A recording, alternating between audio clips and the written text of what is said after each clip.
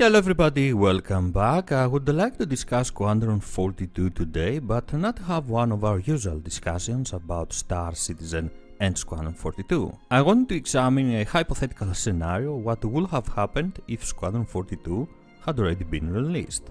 How would that have affected the persistent universe and Star Citizen in general?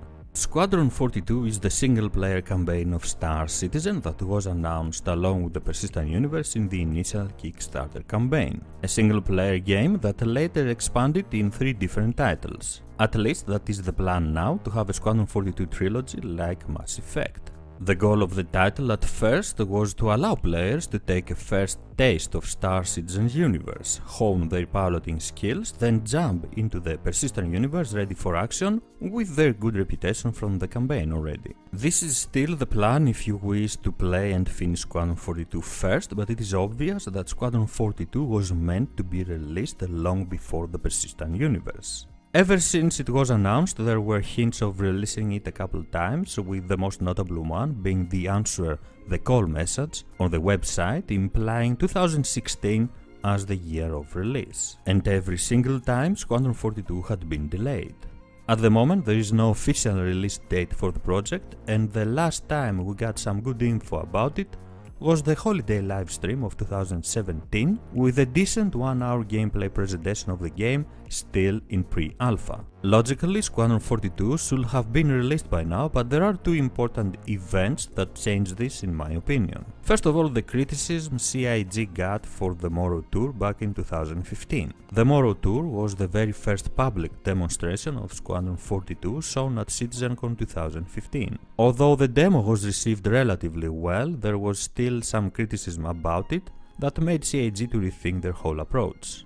The second event, and probably the culprit of why Squadron 42 has not been released yet, is the Planetary Tech of Star Citizen. Back in 2015, CIG had just started developing their awe-inspiring Planetary Tech that would change Star Citizen forever and give to the company the tools to create beautiful planets, moons, and expand the scope of the game. The combination of these 2 events and most probably poor decision-taking skills have led to the Planetary Tech being implemented to Squadron 42, giving us excellent visual results but delaying the project for at least 2 years so far. Since it was decided a long time ago that Squadron 42 will be a trilogy, I personally believe that the Planetary Tech should have never been included in the first game, both for getting Squadron 42 released as fast as possible, but also for the longevity of the trilogy. So what would have happened if Squadron 42 had already been released? Let's assume that after the Morrow Tour, CIG decides to improve visuals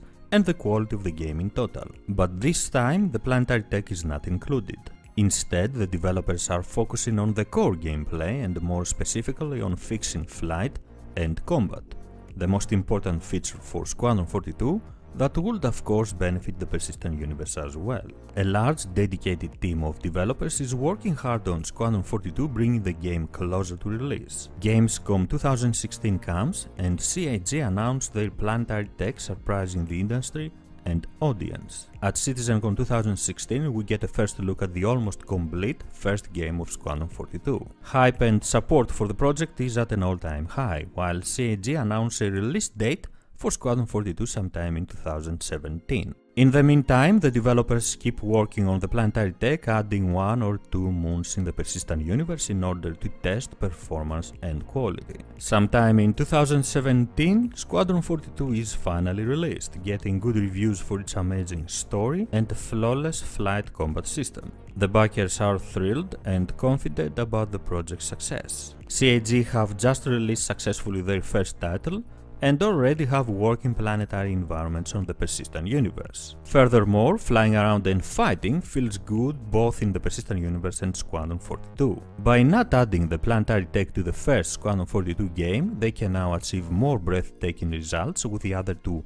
upcoming games that the audience literally cannot wait to get on their hands. The monetary benefits for CIG are enormous, giving them the opportunity to reduce their concept sales, receiving more recognition for their efforts and positive press. Of course, none of this happened. Squadron 42 today is still missed in action with no release date known to us. The persistent universe and Squadron 42 are sharing the same problems, bugs, glitches, as we have witnessed in the holiday livestream of 2017, but more importantly the same bad flight experience and combat. As far as I know, only now CIG are assigning a team to work on this core gameplay of Star Citizen and Squadron 42, which means that until it gets done properly, Squadron 42 will not be released, because Squadron 42 will only have one chance to succeed.